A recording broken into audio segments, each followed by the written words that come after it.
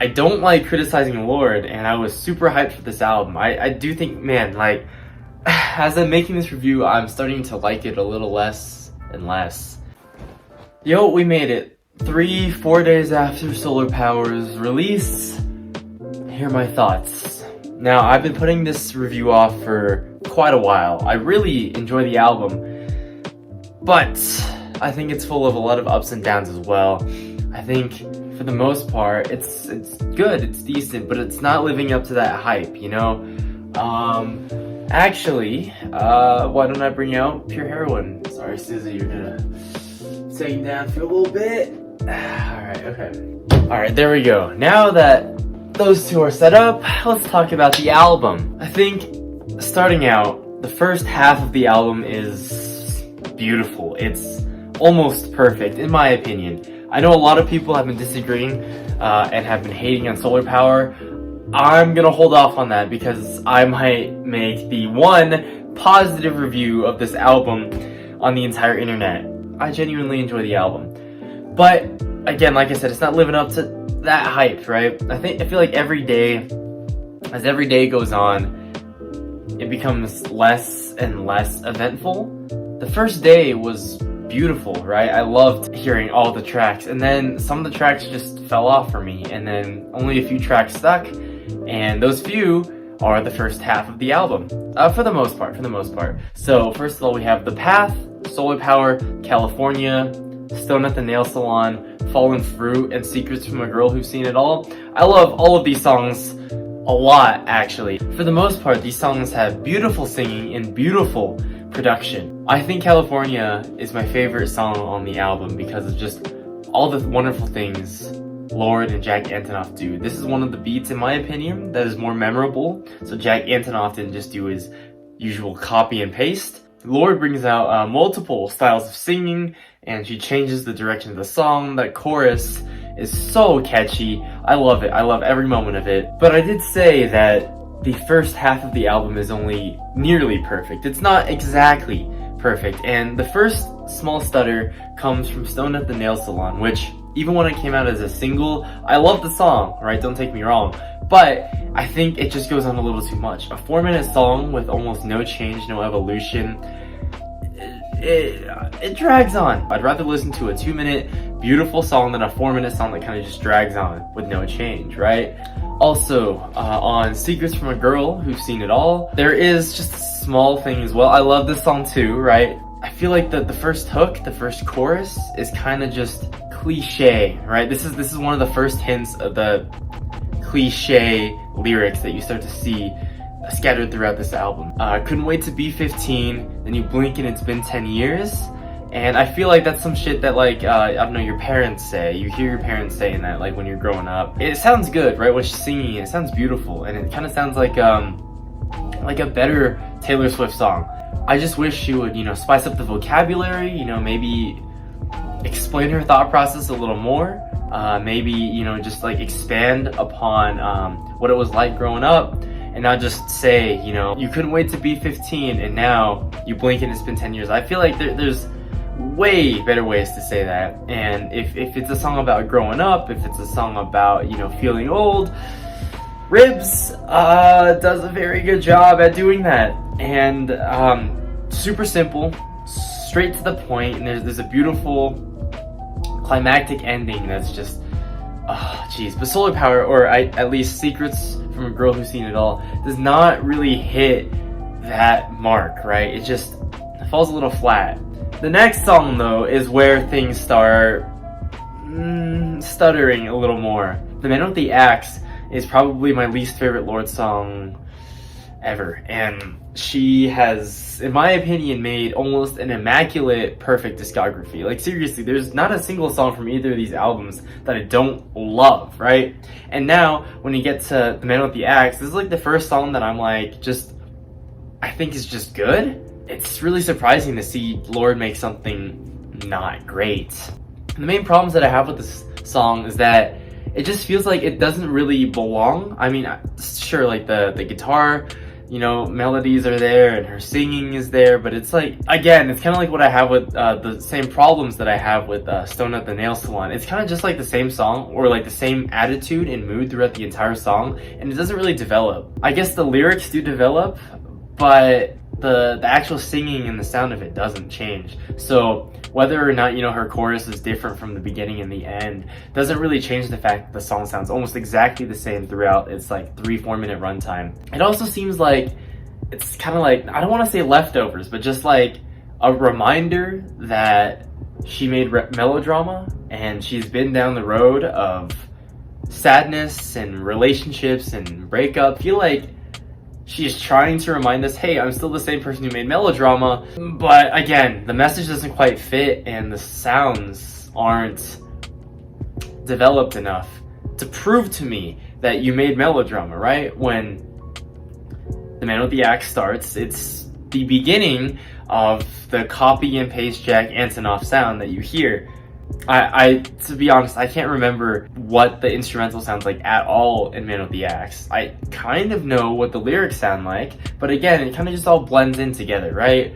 It's not as powerful and brave, I guess, and energetic and pushing the envelope, I guess, for pop music as melodrama was, or pure heroin for that matter. And yeah, the next 2 songs on this album kind of just carry that same vibe with Dominoes and Big Star. These 3 tracks are definitely the weakest points in all of Lorde's discography in general. I do think Dominoes and Big Star are a lot more palatable than The Man with the Axe because they're way shorter songs. There's nothing really building off of the idea of solar power, right? Like it just seems like this happy-go-lucky kind of like drifting, like high vibes, right? That's kind of just what it feels like, what these 3 tracks feel like. They kind of just blend in a mush, you know? I don't like criticizing Lorde, and I was super hyped for this album. I do think, man, like, as I'm making this review, I'm starting to like it a little less and less. And I've realized that I haven't enjoyed it as much as any other project that's dropped from her, or that's dropped this year. As we continue down though, this is where solar power goes from here and starts climbing back up. We have the leader of the new regime, which is a beautiful interlude kind of transition from the 3, you know, shakier tracks into the beautiful and uplifting Mood Ring. Now, Mood Ring is probably one of my favorite tracks in here as well. Mood Ring, California, Solar Power, The Path, Fallen Through, all of these actually fucking fantastic, but Mood Ring is like the one song at the very end that actually holds my attention, right? I feel like it's worth, you know, going through 3 shoddy songs to get into a song like Mood Ring, right? It's energetic, it's beautiful, it's powerful, it seems pretty authentic to me, but I think the only small gripe I have with this song is that, you know, she sings about really generic topics, right? It's like she's a high school girl, or maybe a middle school girl, like discovering the mall for the first time, or discovering drugs for the first time. She's talking about, you know, like cleaning crystals, smoking sage, doing yoga, like frequenting the beach, like, and a lot of these themes are scattered around the whole album, and Mood Ring seems to be like the most in your face about it, which I'm not saying it's a bad thing, right? I'm clearly able to look past it just because of how beautiful the song is. Mood Ring is by far the catchiest song, and I'm pretty sure when I first heard it, I was in awe, right? Like, okay, this one, right, the guitar is really good too, and Lorde's singing, really fantastic.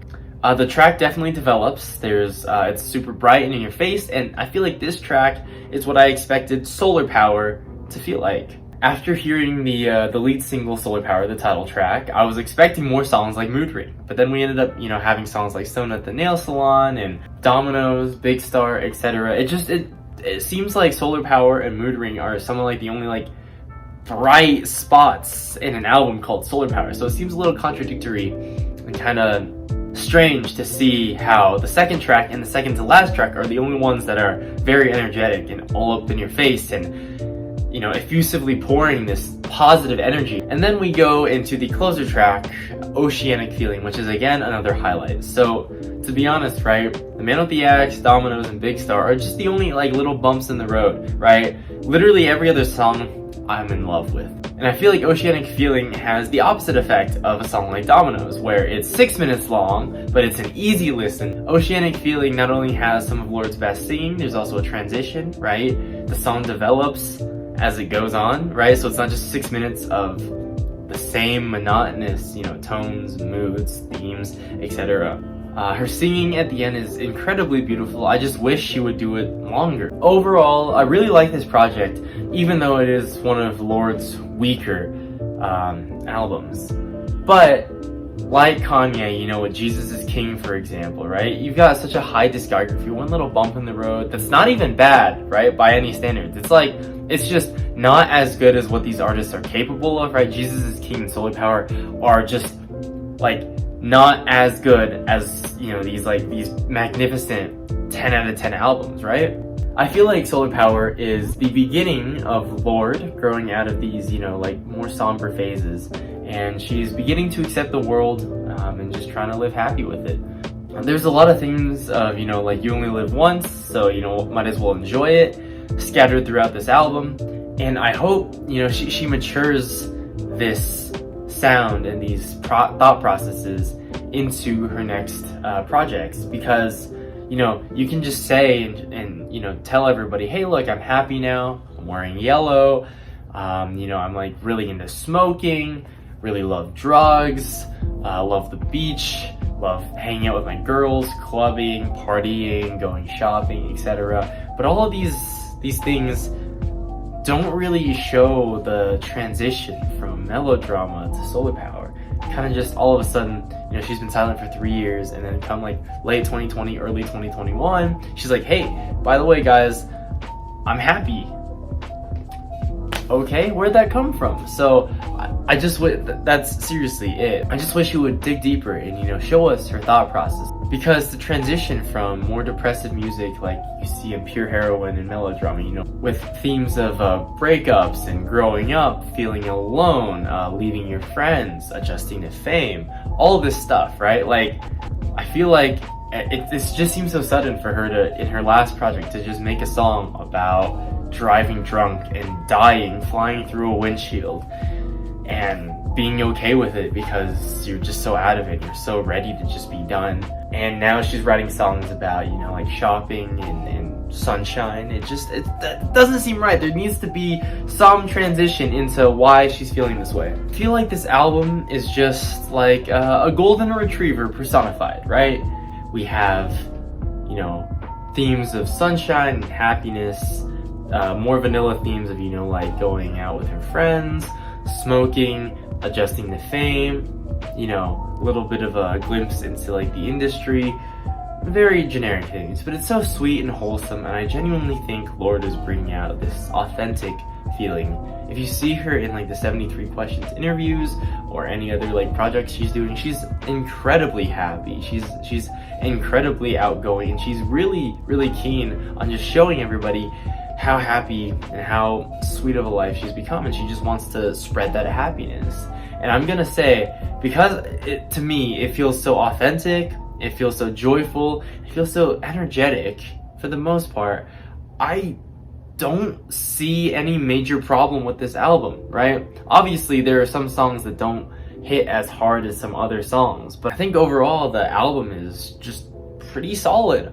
I hesitate to give this album anything less than an 8 because I have a sweet spot for Lorde, but I think this is definitely just one of her albums that isn't great, right? It's just a good album. I think if you were to compare this to anybody else, this would hold up, but compared to Lorde's already immaculate discography, it falls short a little bit. So I'm thinking like a high 7 to a low 8.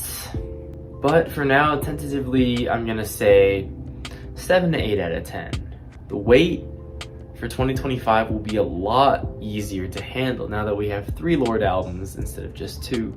So let me know your guys' thoughts about this album. Definitely, I've heard a lot of mixed reviews. I've heard a lot of people just saying it's okay or bad. not a lot of people saying it's very good. So yeah, please subscribe if you liked the video, and yeah, let me know your thoughts. Solar power, Lorde.